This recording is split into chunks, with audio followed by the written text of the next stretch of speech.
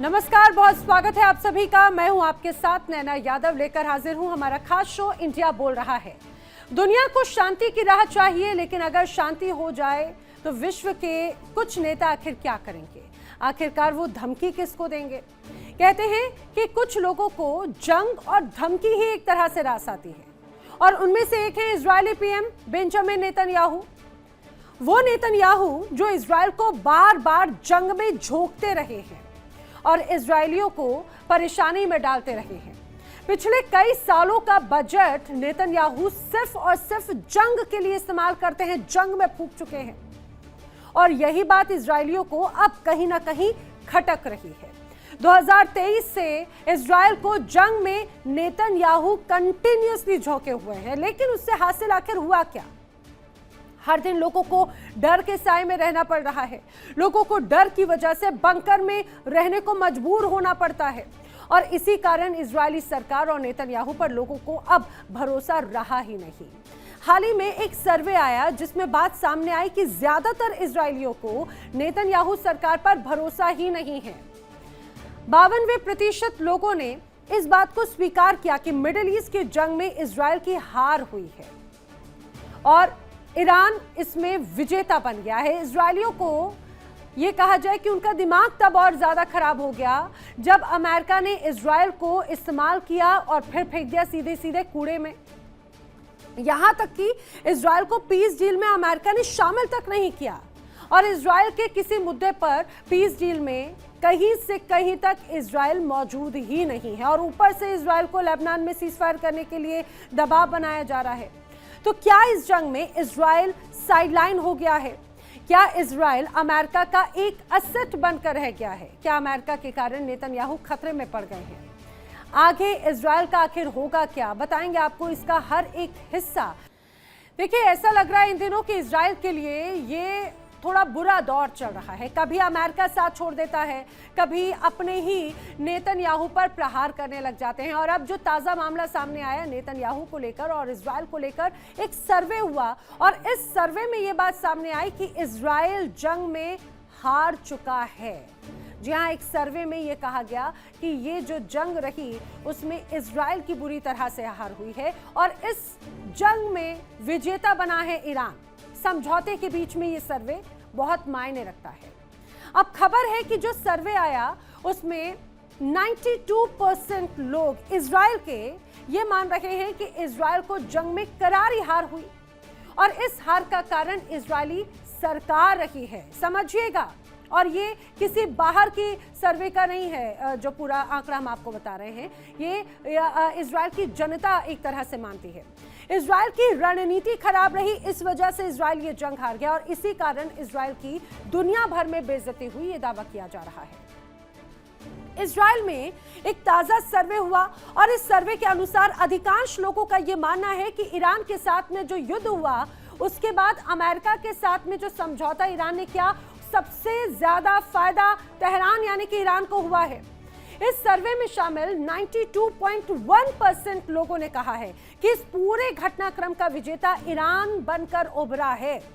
82.9% यानी 82.9% लोगों का मानना है कि सैन्य अभियान ने इजरायल की दीर्घकालिक सुरक्षा को बहुत कमजोर कर दिया है, जबकि 86% लोगों ने युद्ध के परिणामों को नकारात्मक बताया, नेगेटिव बताया।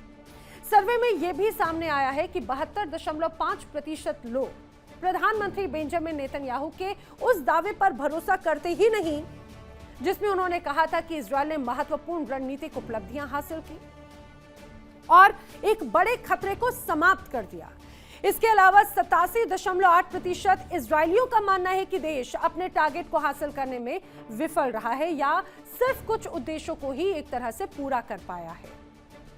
अब बड़े सवाल हैं, आइए ग्राफिक के जरिए आपको बताएंगे कि किस तरह से जंग में किस तरह से ईरान की जय जयकार हुई है, तेहरान की जय जयकार क्यों कही जा रही है और नेतन्याहू की हार क्यों कही जा रही है।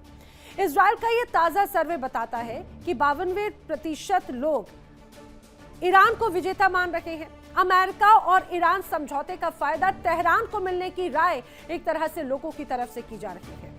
वहीं 82.9% इजरायलियों का कहना है कि जो युद्ध हुआ इस युद्ध से देश की सुरक्षा कमजोर हुई है और 86% लोगों ने सैन्य अभियान के नतीजों को नकारात्मक बता दिया। नेतन्याहू के जीत के दावे पर 72% लोग या 72% से ज्यादा लोगों को अब भरोसा ही नहीं है नेतन्याहू की जीत के दावे जो वो कर रहे हैं। और ये बहुत बड़ा आंकड़ा होता है। बड़ी संख्या में लोगों ने सरकार की रणनीति पर भी सवाल उठा दिए।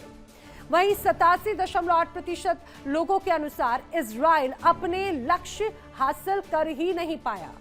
अधिकांश लोगों ने कहा है कि युद्ध का राजनीतिक लाभ भी इजराइल को मिला ही नहीं।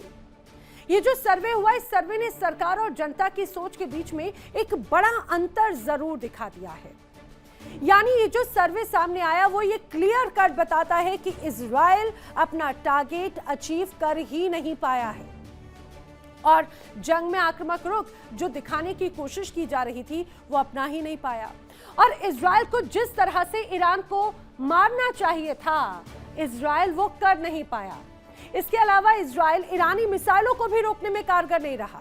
ईरान से जंग छेड़ने के बाद इजराइल चारों ओर से घिर गया है। किस रूप में? चाहे बात हिजबुल्लाह हो, हमास हो, हुती हो। इसके अलावा सीधे ईरान से टक्कर इजराइल को कमजोर कर चुके हैं और इजराइल का हर फ्रंट चारों तरफ से सिर्फ और सिर्फ घिरा हुआ है। यहां तक कि अमेरिका, जो इजराइल का बहुत पुराना सहयोगी रहा, इजराइल का पुराना यार रहा, वो भी अब डील की वजह से इजराइल का साथ छोड़कर ईरान का साथ दे रहा है। अमेरिका इजराइल के हितों का ध्यान ही नहीं रख रहा, ये वहां की आवाम कह रही है और खुद बेंजामिन नेतन्याहू इस बात को समझते हैं। याद कीजिए वो फोन कॉल अब से कुछ दिनों पहले जो डोनाल्ड ट्रंप और बेंजामिन नेतन्याहू के बीच में हुआ। खुद ये बातें सामने आई कि बाकायदा ट्रंप की तरफ से बेंजामिन नेतन्याहू को नाराजगी दिखा दी गई और यहां तक कह दिया गया कि बेंजामिन नेतन्याहू पागल हैं। दुनिया के सामने ये कह दिया गया कि इजराइल की कोई हैसियत नहीं है अगर अमेरिका उसका साथ ना दे। सीधे सीधे पागल करार दे दिया गया और ये कहा गया कि जिस तरह से दुनिया को युद्ध में झोंका है उसके बाद सिर्फ एक व्यक्ति जिम्मेदार है, वो है बेंजामिन नेतन्याहू। और बहुत ज्यादा दूर की बात नहीं है, जब डील की बात हो रही थी तो अमेरिका के उपराष्ट्रपति जेडी वेंस ने भी इजराइल को आईना दिखा दिया था और ये कह दिया था कि इजराइल को समझ लेना चाहिए, इस तरह से हमलों को अंजाम देने से कुछ नहीं होगा। अगर अमेरिका ने उसके ऊपर से हाथ हटा दिया तो इजराइल का नामो निशान नजर नहीं आएगा। लेकिन आखिरकार ईरान क्यों जीता और इजराइल क्यों हारा, उसके बारे में भी आपको बता देते हैं। आखिर क्या बड़ी बातें कही जाती। देखिए, युद्ध का जो सबसे बड़ा लक्ष्य था, ईरान के सत्ता परिवर्तन करने का यह दावा किया जा रहा था इजराइल की तरफ से। मकसद तेहरान के नेतृत्व को झुकाना था, दबाव में लाना था। युद्ध और कूटनीतिक दबाव के बावजूद हुआ क्या? ईरान का नेतृत्व कायम है। हमला बड़ा किया अमेरिका और इजराइल ने, लेकिन क्या ईरान को तोड़ पाया यह हमला? जवाब है बिल्कुल नहीं।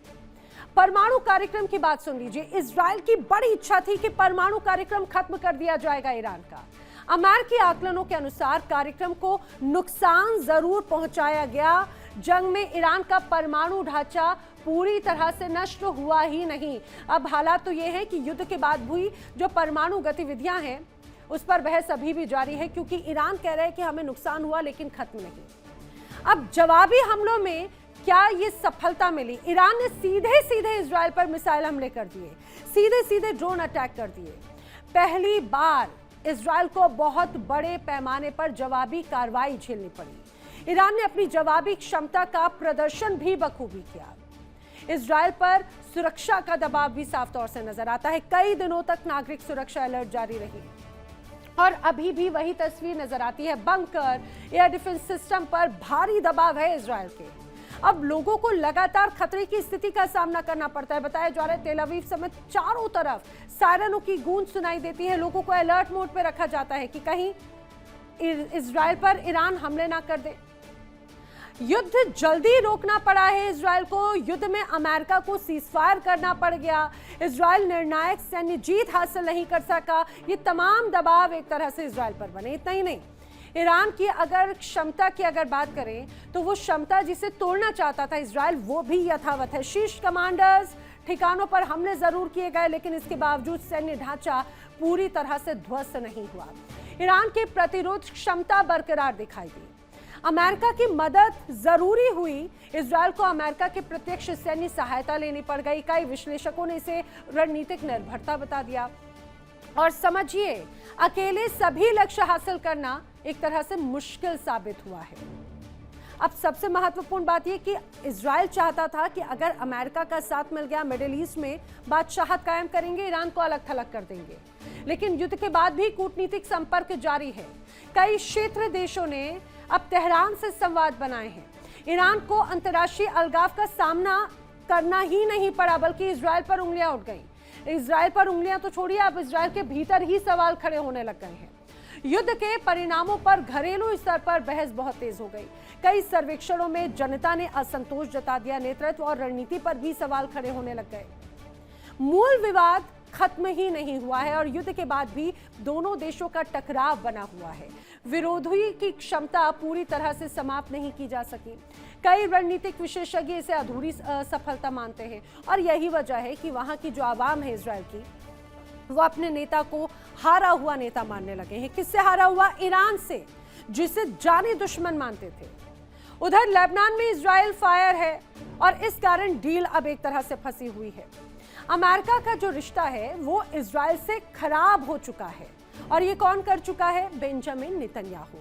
इजरायल में चुनाव अगर हुए तो आप ये मानकर चलिए अभी मुश्किल भरे हालात से गुजरेंगे नेतन्याहू, और बहुत ज्यादा वक्त नहीं उस चीज के लिए। इजरायल में चुनाव है बहुत जल्दी और यही चिंता अब कहीं ना कहीं नेतन्याहू पर। कुल मिलाकर इजरायल फंसा है। ईरान अपनी शर्तों पर अमेरिका को झुका रहा है, युद्ध विराम के साथ में डील कर रहा है। उधर इजरायली मीडिया ने जो सर्वे किया तो उसमें एक बात तो ये सामने आ गई कि नेतन्याहू को अब चुनाव नहीं लड़ना चाहिए, क्योंकि उनकी वजह से शायद इजरायल को नुकसान का जितना सामना हुआ उससे काफी ज्यादा उनकी छवि भी डेंट हो चुकी है। इजरायली लोग बेवजह परेशान होते हैं। नेतन्याहू की सरकार में इजरायल और ज्यादा असुरक्षित हुआ है, ये दावे तमाम इस रिपोर्ट्स में किए जा रहे हैं। आखिरकार सर्वे में है क्या कुछ खास? आइए जल्दी से वो मैं आपको बता देती हूँ। नेतन्याहू पर खतरा भारी है, जंग की तैयारी है, ऐसा क्यों कहा जा रहा है? सर्वे के अनुसार नेतन्याहू को सत्ता से बाहर हो जाना चाहिए और अब इजरायल में नेतन्याहू को राजनीति छोड़ देनी चाहिए। बेंजामिन नेतन्याहू को दोबारा चुनाव नहीं लड़ने चाहिए और साथ ही साथ 59% लोगों का कहना है कि नेतन्याहू को फिर से चुनाव लड़ना ही नहीं चाहिए। 33% लोग चाहते हैं कि नेतन्याहू दोबारा मैदान में उतरे, लेकिन इसका हिस्सा बहुत कम है। इस सर्वे में 8% लोगों ने इस पर कोई राय ही नहीं दी। ये तो उनके चुनाव को लेकर बात है। कुल मिलाकर कहा जाए तो इजरायल पर खतरा चारों ओर से है। नेतन्याहू अपने घर में घिरे हैं, अमेरिका से रिश्ते खराब हैं, जंग जारी रखना चाहते हैं, अमेरिका शांति की राह देख रहा है, घर में नेतन्याहू घिर गए हैं। 52% लोगों ने इजरायली सरकार यानी नेतन्याहू को नकार दिया है। तो अब आखिर नेतन्याहू क्या करेंगे? क्या वो अक्टूबर में होने वाले चुनावों का सामना करेंगे? अगर करेंगे तो कैसे? चुनाव में मजबूती के लिए क्या नेतन्याहू जंग जारी रखेंगे? क्या नेतन्याहू अमेरिका को नजरअंदाज कर देंगे? क्या इजरायली लोग नेतन्याहू को सत्ता से उखाड़ फेंकेंगे, उतार फेंकेंगे? बताएंगे आपको एक एक करके इसका हर पहलू। मेरे साथ खास मेहमानों का पैनल कनेक्ट हो रहा है, जल्दी से आपको मिलवा देती हूँ। मेरे साथ में रक्षा विशेषज्ञ रिटायर्ड विंग कमांडर आलोक सहाय जी कनेक्ट हो रहे हैं। रक्षा विशेषज्ञ रिटायर्ड कैप्टन श्याम कुमार जी मेरे साथ में कनेक्ट हो रहे हैं। मेरे साथ में ईरान मामलों के जानकार विरोज अमित बोरवाला जी भी कनेक्ट हो रहे हैं। आप सभी का इस खास चर्चा में बहुत स्वागत है। आलोक सहाय जी, चर्चा की शुरुआत मैं आपसे करना चाह रही हूँ। आज एक तरफ हम स्विट्जरलैंड की बातचीत देखते हैं, दूसरी तरफ इजराइल में ये हुआ सर्वे नेतन्याहू के लिए मुसीबतों का सबब चारों तरफ से बनता हुआ नजर आता है। 92% से ज्यादा लोग इजराइल को हारा हुआ बता रहे हैं। आखिर इस रिपोर्ट के लिए कैसे देखते हैं? क्या ये नेतन्याहू के लिए करो या मरो वाली सिचुएशन हो गई है चारों तरफ से घिरकर? हाँ नैना जी, बिल्कुल। नमस्कार नैना जी। बिल्कुल इसमें कोई शक नहीं है कि इजराइल अपने आप को छला हुआ महसूस कर रहा है। और इजराइल में देखिए दो तरह के पॉलिटिकल गुट है जो काफी प्रभावी है। एक तो वहाँ सेंट्रिस्ट गुट है जिसके गादी ऐसेनकॉट उसके लीडर हैं, जो कि अगर भविष्य में अगर नेतन्याहू हटते हैं तो इनके प्रधानमंत्री होने की संभावना सबसे ज्यादा है। तो ये गुट भी बहुत बुरी तरह उनकी आलोचना कर रहा है क्योंकि कुछ भी हासिल नहीं हुआ है। दूसरा एक गुट है फार राइट का। फार राइट गुट में जैसे वहाँ के जो नेशनल सिक्योरिटी मिनिस्टर हैं बेन ग्वेर, या फिनांस मिनिस्टर जो हैं ये लोग आते हैं, ये जो सबसे आलोचना मिल रही है, सबकी आलोचना हो रही है। कारण ये है नैना जी कि इजराइल ने हासिल कुछ नहीं किया। एक तो सत्ता नहीं बदली। आपने आपने ये क्यों नहीं असेसमेंट किया था कि ईरान की जो मारक क्षमता है वो सारी अंडरग्राउंड है, आप उसको कैसे टैकल करेंगे? ईरान आज सिर्फ एक बूते पर अड़ा हुआ है। सिर्फ एक कारण अगर माना जाए ईरान के टिकने की और अमेरिका को चपत लगाने की, तो वो है उसके जितने भी मिसाइल्स और ड्रोन्स और रॉकेट्स हैं, वो ऐसे अंडरग्राउंड लोकेशंस पे हैं जहां पर इनके बंकर बस्टर बॉम्ब्स पहुंच नहीं सके। तो इसका क्या युद्ध आकलन पहले नहीं किया गया था? तो इजराइल को कुछ भी हासिल नहीं हुआ है। ना सत्ता बदली, न उसके मिसाइल्स बर्बाद हुए, न आपने कोई बड़ा ऑब्जेक्टिव हासिल किया। आपने अमेरिका से आपके खराब हो गए, और न और तो कुल मिलाकर के इजराइल बहुत ही ज्यादा खराब स्थिति में है युद्ध के पहले जो उसकी स्थिति थी उससे। इसीलिए आप देखिएगा कि इजराइल अब जो है वो लेबनान को कॉम्प्रोमाइज नहीं करना चाहता है। कम से कम अपनी साख बचाने के लिए वो कम से कम एक अपना ऑब्जेक्टिव हासिल करना चाहता है कि मैं हिजबुल्लाह को पूरी तरह से समाप्त कर दूं। इसीलिए वो इस तरफ अड़ा हुआ है। अदरवाइज इजराइल बहुत बुरी स्थिति में फंस चुका है और उसके कोई ऑब्जेक्टिव हासिल नहीं हुए, जिससे लोगों में हताशा जरूर है। जी हाँ, अब देखिए यही तो बात है कि लोगों में भी हताशा है और लोगों के बीच आखिर किस मुंह से जाएंगे, ये तो बड़ी बात एक हो जाती है। जिस तरह से अभी जो तमाम परिस्थितियां नजर आई हैं, मैं श्याम जी करूं लेकिन उसके पहले जल्दी से एक रिएक्शन यहाँ पर मैं फिरोज जी का लेना चाह रही हूँ। फिरोज जी, अच्छा मुझे एक बात ये बताइए, ऐसे कौन से बड़े फैक्टर्स आपको नजर आ रहे हैं कि इजराइल की जनता जिस देश को अपना शुरू से जानी दुश्मन मानती रही यानी ईरान को, अब वो ईरान को विजेता बता रही है और नेतन्याहू को हारा हुआ बताती है? बात सही है एक्चुअली, क्योंकि नेतन्याहू ने जो पूरा बेचा था ये वॉर कि 2 दिन की जंग होगी, रेजिम चेंज हो जाएगा, सत्ता में फिर हमारे एक प्रो सरकार आ जाएगी, ट्रम्प को भी यही बेचा था और हुआ बहुत कुछ अलग। ना रेजिम चेंज हुआ जैसे आलोक जी ने बताया, ना मिसाइल प्रोग्राम तबाह हुआ, ना इनफैक्ट अभी ये जो एमओयू हुआ है उसमें तो जो एलाइज है, हिजबुल्लाह हो, हमास हो या हुतीज हो, उनके बारे में तो कोई चर्चा भी नहीं होगी। ये इतना स्पष्ट है। और न्यूक्लियर प्रोग्राम की भी जो है कि इन हाउस ऑन साइट आईए के इंस्पेक्शन से ये होना है, जो भी डाउनग्रेडिंग ऑफ न्यूक्लियर मटेरियल है।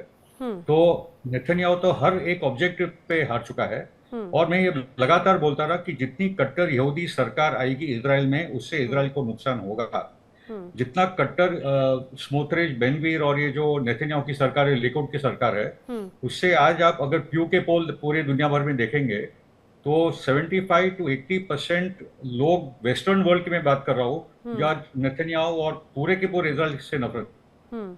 अमेरिका में ये 60% प्लस हो चुका है, डेमोक्रेट्स में तो 80% तक जा चुका है, रिपब्लिकन्स में भी 55-56% तक आ चुका है। और ओवरऑल अमेरिका में एक एंटी इजराइल सेंटिमेंट जो पहले 3 साल पहले नहीं था, मगर वो बहुत तेजी से बढ़ रहा है। और उसके कारण ये भी कि अभी तक के जो खुलेआम बोला जा रहा है कि हम ही कंट्रोल, नेतन्याहू ने बोल ही दिया कि we control America, we control American politics. और वहां के रवाइज बोलते हैं कि भाई पूरी फाइनेंशियल सिस्टम, हॉलीवुड, मीडिया हमारा है, खुलम खुला बोल रहे हैं। तो अभी एक जागरूकता आई है अमेरिका में कि भाई तब छोटे से फॉरेन पावर के हाथ हम लोग खिलौना बंद करेंगे, क्योंकि 9/11 के बाद जो जंगी हुई उसमें $8 ट्रिलियन का खर्चा अमेरिका ने किया है। और अगर ईरान वाली जंग चलती रही तो और $1 ट्रिलियन आप ऐड कर दीजिए। अमेरिका की बहुत नुकसान हुआ है, स्ट्रेटेजिक और मिलिट्री और फाइनेंशियल बहुत नुकसान हुआ है। चीन आराम से वहां अपना बेल्ट एंड रोड और वगैरह वगैरह बनाते वो आगे बढ़ रहा है। तो एक तो इजरायली जनता में रियलाइजेशन कि ये रास्ता गलत चुना है। और जैसे आलोक जी ने बताया कि आने वाले चुनाव में जो 120 सीट होती है उनके पार्लियामेंट में, जो कनेसेट बोलते हैं, उसमें से लिकुड और उसके जो प्लस अलायंस है वो 50 सीट के आसपास आने वाले। और गाडी आइजनकोट और नफ्तली बेनेट वाला जो अलायंस है उनको 60, 61, 63, 64 तक आ जाएगा। तो एक नई सरकार की पूरी संभावना है। और ट्रंप ऑलरेडी नफ्तली बेनेट और आइजनकोट से बात कर रहा है, क्योंकि ट्रंप कोशिश कर रहा है कि वहां एक रेजिम चेंज अब इजराइल में हो जाए, क्योंकि नेतन्याहू के लिए ये जंग सर्वाइवल का मुद्दा बन चुका है। अगर नहीं चली ये जंग तो वो अक्टूबर के इलेक्शन में हारने वाला है। ट्रंप का मसला ये कि अगर ये जंग चली तो मिड टर्म में जो ऑलरेडी हार दिख रही है और भी बुरा हाल होगा। और जेडी वैंस इनफैक्ट बहुत ही अच्छा रोल प्ले कर रहा है, क्योंकि कुछ जो अभी भाषण ट्रंप के आए कि भाई मिसाइल्स ईरान के पास क्यों नहीं होना चाहिए, ये बहुत बड़ी बात बोल दी। बिल्कुल। ये भी बोला कि जो इजराइल जो हमला करी है लेबनान में, तुम सिविलियंस को क्यों मार रहे हो, बिल्डिंग क्यों उड़ा रहे हो। तो बहुत ही इंटरेस्टिंग बात है। और जेडी वैंस ने तो बोल दिया तुम एक छोटे फॉरेन पावर हो, फ्रांस भी है, ब्रिटेन भी है, बहुत सारे देश हमारे दोस्त है, तुम भी एक हमारे दोस्त हो, जगह पे हमारा आपका मेल नहीं होने वाला है, स्ट्रेटेजिक इंटरेस्ट हमारे सामने नहीं आने वाले। तो बहुत ही इंटरेस्टिंग किस्म की अभी और मुझे लग रहा है सर इंटरेस्टिंग तो है, लेकिन पूरी दुनिया में भी अभी बड़ी एक हलचल नजर आती है, बड़ी इंटरेस्टिंग तो यहाँ पर एक तरह से नजर आई रही है। फिरोज जी मैं दोबारा रुक करती हूँ, लेकिन अच्छा श्याम कुमार जी एक और सबसे दिलचस्प बात ये, खासतौर से अमेरिकी राजनीति में एक बड़ी पुरानी कहावत कही जाती है, the third rail of American politics, यानी कि कुछ ऐसे हिस्सों के बारे में बातचीत की जाती है जो अमेरिका की राजनीति को ये कहा जाए कि राजनीतिक हत्या के तौर पर देखा जाता है, जिसमें इजराइल और अमेरिका के पुराने रिश्ते भी हैं। कहा यह जाता है जिसने इजराइल को नाराज किया, जिस अमेरिकी राष्ट्रपति ने, उसके लिए आने वाले वक्त में मुसीबतें खड़ी हो जाती हैं। और इस तरह के कई उदाहरण देखने को भी मिले। और मुझे लग रहा है सबसे ज्यादा तनावपूर्ण, अभी इसके पहले भी देखे गए अमेरिका और इजराइल के बीच में तनाव, लेकिन जो मौजूदा हालात है इससे ज्यादा वर्स्ट कंडीशन कभी देखी है क्या सिर्फ ये मुश्किल हालात नेतन्याहू के लिए है या ट्रंप के लिए भी, क्योंकि चुनाव का सामना तो उन्हें भी करना है। धन्यवाद नारा जी, जय हिंद, शनो वरुणा। जय हिंद सर। ना तो मुसीबत नेतन्याहू के लिए है, अच्छा, और ना तो ट्रंप के लिए। ये पर्दे के पीछे की कहानी हम नहीं देखते, हम सिर्फ बयानबाजी पर विश्वास करते हैं, हम रिएक्शंस करते हैं। हमें रिस्पॉन्स करना होगा तो हम इसको लंबे अंतराल में समझेंगे, क्योंकि आप समझ सकते हो कि इजराइल जो अमेरिका के लिए मिडिल ईस्ट में मेडिटेरियन से झांकने का झरोखा है, जहां से वो मिडिल ईस्ट पे पक्की नजर रखता है। कोई भी कंट्री अगर इधर उधर हो जाए, इजराइल उसके लिए सुरक्षित जगह है। और वहां से वो, पहले तो लेबनान भी ईसाइयों का देश था, धीरे धीरे आज वो कहीं और चला गया और फिलहाल वो हिजबुल्लाह के कब्जे में आ गया। तो लेबनान खत्म हुआ, इजराइल को तो वो खत्म होने नहीं देंगे। तो इजराइल के साथ चाहे वो नेतन्याहू हो, चाहे कोई और नेता हो, ओवरऑल जो इनकी जो आपस की गुटबंदी है वो चलेगी स्ट्रेटेजिकली, क्योंकि इसकी जरूरत अमेरिका को हमेशा से रहेगी। वरना अगर उनका पांव वहां से उठ गया। लेकिन सर मौजूदा वक्त में जो इस पूरे युद्ध के बाद में नेतन्याहू पर सवाल खड़े हो रहे हैं, उन्हीं के देश के 92% से ज्यादा लोग अगर इजराइल को हारा हुआ मान रखे हैं और आज जो कंडीशन है उसके लिए नेतन्याहू को अगर जिम्मेदार मानते हैं, तो इससे ज्यादा वर्स्ट कंडीशन नेतन्याहू के लिए और कुछ है क्या? और ये कहा जा रहा है कि उन्हें चुनाव में उतरना ही नहीं चाहिए। अमेरिका को भी लोग कह रहे हैं घुटने पे आ गया, क्या ये सही है? ऑपरेशन सिंदूर के दौरान भारत को कहा गया था कि जेपीओ को ले लेते, क्या ये सही था? ये बातें हमें समझनी पड़ेगी कि पूरी स्ट्रैटेजिक एम, इजराइल ने ईरान पे अटैक इसलिए नहीं किया कि वहां सब कुछ चेंज हो जाए, ईरान का अस्तित्व खत्म हो जाए, नहीं। इजराइल ने इसलिए अटैक किया कि उसे सबक सिखाना है, और पहले भी वो कर चुका है इस तरह से। पहले टैसिटली, पहले स्पाइस के साथ, पहले उसने इनडायरेक्ट अटैक किए हैं कई बार, उनके न्यूक्लियर प्लांट खत्म किए, कभी बग लगा दिया कंप्यूटर में, कभी उनके साइंटिस्ट को मार दिया, कभी उनके नेताओं को मार दिया। मोसाद करता रहा है ये सब, इस बार उन्होंने फिर किया है। उन्हें क्या चाहिए? उन्हें चाहिए ईरान को कंट्रोल में रखना है, दबा के रखना है, एक डेटरेंस देते रहना है। वो कर रहे हैं। अब लोग चाहते हैं कि ईरान पूरी तरह से खत्म हो जाता, ऐसा कभी एम था ही नहीं इजराइल का। और अमेरिका की एम की बात करें तो गल्फ पे हॉर्मुज के कंट्रोल के लिए अमेरिका वहां आया है। ईरान को तो वो एनिहिलेट कर रहा था, उनका मनोबल तोड़ रहा था। वो इनविजिबल एम है। Nuclear AIIMS, command control structure, regime change, ये सब इनविजिबल एम्स हैं। ये कोई जरूरी नहीं कि सारे के सारे हो जाएंगे, लेकिन विजिबल एम है गल्फ के पानी में हॉर्मुज पर फंक्शनल कंट्रोल रखना, फ्रीडम ऑफ नेविगेशन का। उसको जब तक अमेरिका ठीक नहीं कर लेगा तब तक ये लड़ाई अभी भी चलेगी। क्योंकि अभी सुनते हैं आपने आज ही बयान तो सुना है ट्रंप का कि अगर ईरान हिजबुल्लाह का समर्थन करता है तो और हम उसको मारेंगे। तो आप समझ सकते हैं किधर किधर प्रेशर लग रहा है आपको, कहां परेशानी। आपके दर्शकों को भी ये बात समझनी चाहिए कि ये बातें बोलने की बातें, ओवरऑल लंबे अंतराल में इन पे कोई फर्क नहीं पड़ता। उनकी अगर इलेक्शन कैंपेन में उनको थोड़ा, सब लोग कहते हैं मागा फैक्टर खत्म हो गया मिड इलेक्शन में, या फिर चाहे ट्रंप हार जाएंगे, युद्ध बहुत बहुत कॉस्टली हो गया है, सब एक तरफ, और जो लड़ाई हो रही है वो एक तरफ। कल के पानी के उबाल को ठंडा तो करना ही होगा जी। ठीक है सर, यही तो एक सबसे बड़ी बात हो जाती है। अब मैं जल्दी से एक एक रिएक्शन जरूर ले लेती हूँ। अच्छा आलोक साहे जी, मुझे जरा बताइए यहाँ पर, जैसे कि अभी आपने सुना जिस तरह से सर की तरफ से बात कही गई है, श्याम कुमार जी की तरफ से, कि भाई मुश्किल में कोई नहीं है, पर्दे के पीछे कुछ और कहानी चल रही है। क्या वाकई में यही एक स्ट्रैटेजी है अमेरिका की भी, ईरान को भी एक तरह से सहलाने की कोशिश है और कह रहा है इजराइल को कि भाई don't worry, I am with you? नाना जी बिल्कुल सही है, पर्दे के पीछे कहानी बिल्कुल दूसरी है। मैं कई बार बोलता रहा हूँ, ये देखिए इस समय अमेरिका युद्ध नहीं करना चाहता है, क्योंकि उसके पास जो एयर डिफेंस सिस्टम्स हैं, इंटरसेप्टर्स हैं, उसकी भारी कमी हो गई है।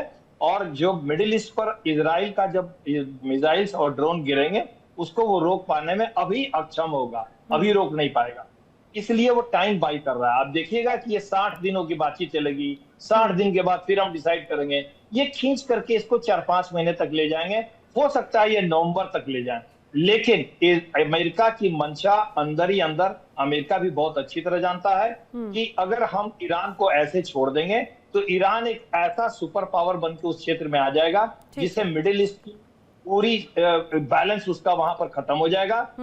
और ईरान को किसी न किसी तरह से कंट्रोल करना ही पड़ेगा, क्योंकि अभी अगर वो ईरान नहीं कंट्रोल होगा आगे में, तो फिर आगे में वो ऐसी स्थिति आ जाएगी जब ये ईरान से लेकिन साहे सर, अभी जो परिस्थिति मुझे लग रहा है आधे से ज्यादा तो साइकोलॉजिकल वॉरफेयर चल रहा होता है, और अगर जनता के बीच में ये मैसेज जा रहा है तो उसको कैसे नजरअंदाजगी की जाएगी? हाँ नाना जी, देखिए अभी ट्रंप ने क्या बोला आज, जैसा कि हमारे दूसरे पैनलिस्ट ने बिल्कुल सही बोला। अभी तुरंत शाम थोड़ी देर पहले ट्रंप ने धमकी दी है कि ईरान को हर हालत में प्रॉक्सी को सहायता बंद करनी ही पड़ेगी। ये बात बोली उन्होंने ये भी बोला कि अगर ईरान जो है स्ट्रेट ऑफ हॉर्मुज को रोकता है तो उसका कोई अधिकार नहीं है, कोई टैक्स नहीं लगा सकता, अगर टैक्स लगाएगा तो अमेरिका लगाएगा। आज इन्होंने ये बयान दे दिया। सर वो तो डोनाल्ड ट्रंप तो बयान इस तरह से दे रहे हैं, बार बार उल जुलूल बयान। अभी तो उनकी तरफ से कुछ देर पहले मैंने देखा एक मीडिया चैनल को उन्होंने कहा कि भाई अगर बात नहीं बनी तो डेलीगेशन वापस नहीं जा पाएगा। वो यानी कि आप ये समझिए ईरान के जो स्पीकर आए हैं संसद के, उनको भी धमकी दे रहे हैं सीधे सीधे। वेल, रवि करकर अभी मेरे साथ में कनेक्ट हो गए भू राजनीतिक विशेषज्ञ के तौर पर। रवि करकर जी, बड़े अनप्रेडिक्टेबल प्राइम मिनिस्टर के तौर पर डोनाल्ड ट्रंप को देखा जा रहा है, लेकिन अभी फिलहाल अगर मैं नेतन्याहू की बात करूं तो एक रिपोर्ट उनके लिए मुसीबत का सबब बन गई। 92% लोग इजराइल को हारा हुआ और ईरान को विजेता मान रहे हैं, और 80% से ज्यादा लोग कह रहे हैं कि आगामी जो चुनाव है उसमें तो दूर दूर तक नजर नहीं आ जाने चाहिए बेंजामिन नेतन्याहू।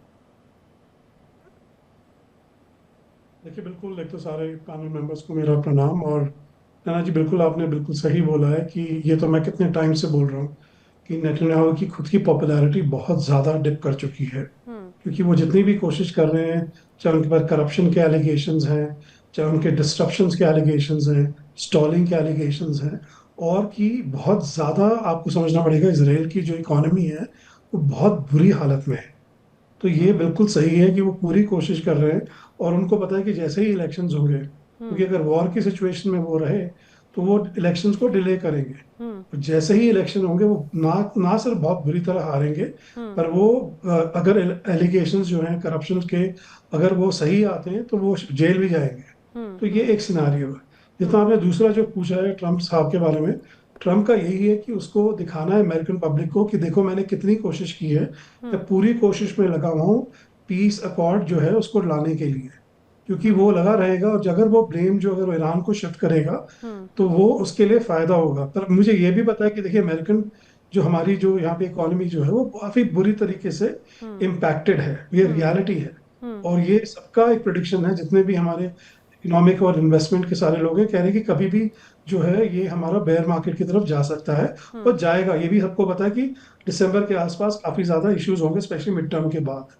और तीसरी जो जेडी वेंस का जो आपने देखा है कि स्टैंड जो है वो भी वही है कि वही जो बोला जा रहा है वही वो कर रहे हैं। अल्टीमेटली आई थिंक जो सबसे इम्पोर्टेंट जो बात भी सर ने बोली है कि जो दिखाया जा रहा है उसके पीछे बहुत कुछ हो रहा है। और मैं भी ये भी बता सकता हूँ कि मिडिल ईस्ट में बहुत ज्यादा प्रेशर है अमेरिका पे, और एक्चुअली ईरान पे भी बहुत ज्यादा प्रेशर बढ़ रहा है सऊदी के थ्रू कि आपको बिल्कुल बंद, जो अड़ंगियां जो डाल रहा है, जो आपने बिल्कुल सही बोला वो है इसराइल नहीं चाहता कि ये जो है, आपने देखा कि लेबनान में क्या हो रहा है, तो इसराइल, हमने ये बात आपके ही कार्यक्रम में पहले भी की है, कि ये चाहते हैं कि ये ना हो, कि ताकि जो है वो नेतन्याहू इसको खींचता रहे और खींचते खींचते वो बोलेगा कि देखिए स्पेशल जो प्रिविलेज हैं हमारे प्राइम मिनिस्टर के, क्योंकि वॉर टाइम है तो हम लोग इलेक्शन जो है उनको रद्द करेंगे, बाद देखिए में करते इलेक्शंस का तो रहेंगे 1-2 दबाव साल है ही, मुझे लग रहा है इलेक्शंस का ही एक बहुत बड़ा दबाव है, शायद इसीलिए परिस्थिति यहाँ पर बदल गई। लेकिन जिस तरह से फिरोज जी अभी परिस्थितियां हैं, कुल मिलाकर विन विन कंडीशन में ईरान नजर आ रहा है, या फिर वो भी एक तरह से प्रेशर में है? अगर इजराइल की जनता नेतन्याहू को नकारने की बात कर रही है, इसमें सबसे ज्यादा खुश तो ईरान की जनता नजर आ रही होगी। पहले थोड़ा ईरान को समझना जरूरी है। ईरान वो मुल्क है, जब सद्दाम और पूरे वेस्टर्न वर्ल्ड ने बैक किया था, बहुत ही वीक ईरान था, वो 10 साल लड़ा, अलग अकेले लड़ा और सबको रोक के रखा था। ये ईरान है। और वो ईरान और अभी के ईरान में इतना जमीन आसमान का अंतर है। Iran is very very powerful now, और वो अमेरिका और इजराइल को उसने दिखा दिया। पिछले साल 12 दिन की जंग हुई थी, जहां ट्रंप और इजराइल को सीजफायर करना पड़ा। यहाँ 40 दिन की जंग हुई और ट्रंप को सीजफायर करना पड़ा। ठीक है ना? तो ईरान जंग के लिए भी तैयार है, और ईरान एक सिविलाइज्ड पीस के लिए भी तैयार है। और अभी जो वेसेल्स में जाके ट्रंप ने साइन किया है, वो थोड़ा याद करे। पॉइंट नंबर 1 है लेबनीज सॉवरेनिटी को लेकर, जो वहाँ मंजूर हुई है, जिसका मतलब है कि इजराइल को सिर्फ सीज फायर नहीं करना है, मगर ऑक्यूपाइड लेबनीज टेरिटरी से बाहर निकलना है, इससे साइन किया है। दूसरी बात है हॉर्मोज के लेकर भी, कि Hormoz will remain in control of, क्योंकि जिस देश के आसपास है, ये थोड़ी है कि ईरान बोल रहा है कि गल्फ ऑफ मेक्सिको को मैं कंट्रोल करूंगा। बिल्कुल, वो अमेरिका जाने गल्फ ऑफ मेक्सिको का, और यहाँ ईरान, क्योंकि अमेरिका का यहाँ कोई स्टेक ही नहीं है। 90% जो ऑयल एंड गैस जाता है वो एशिया को जाता है, और बाकी का 5-10% अफ्रीका और यूरोप को जाता है। अमेरिका कोई स्ट्रेटेजिक स्टेक ही नहीं, इकोनॉमिक स्टेक नहीं, हमारा मामला है, ये एशियन मुल्कों का है। तीसरी बात यह है कि जो नेवल ब्लॉकेट की भी बात है, वो एंडिंग की बात की है, वो तो सब होते रहेगा।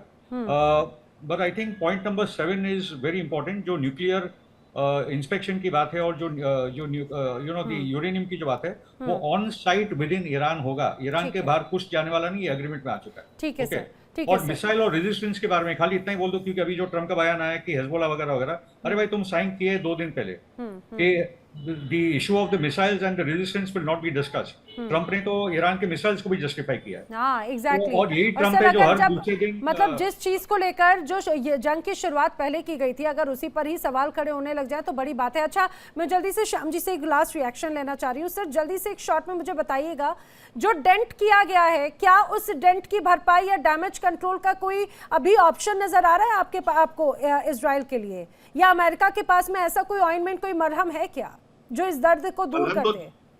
मलहम तो दिया है उन्होंने कहा कि गल्फ कंट्री के बिजनेसमैन उनको 300 बिलियन का उनको भरपाई देंगे, लेकिन वो तब देंगे जब उनको लीवरेज मिलेगा कि कुछ एक्शनेबल एक्शन हो रहे हैं, और जो बातें हुई हैं उस पे ईरान अमल कर रहा है। आपकी पहली बात का मैं एक और जवाब दे दूं जी।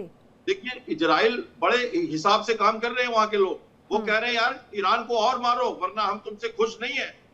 वो तो ये ट्रिगर एक्शन कर रहे हैं। आप कह रहे हो कि उनकी पॉपुलैरिटी कम हो गई है, मैं तो यहाँ कह रहा हूँ कि जानबूझ के उनके लोग कह रहे हैं, वर्ल्ड मीडिया में डाल रहे हैं कि हम खुश नहीं है तुमसे, हम तो और चाहते हैं तुम मारो। पूरे विश्व के 3 लाख यहूदी वापस जाके नौकरी छोड़ के वहां से लड़ रहे हैं। एसेंशियल मिलिट्री सर्विस है वहां पे, सारे युवा लोग लड़ रहे हैं, और वो चाहते हैं और लड़ो। वहां की बात मैं कहता हूँ। दूसरी बात, भरपाई की बात करता हूँ, तो किधर भरपाई, कौन देगा भरपाई? उनके बिजनेसमैन देंगे। तो ये सब नहीं हो सकता, और ये होगा ही नहीं, ये डील में चलेगा नहीं।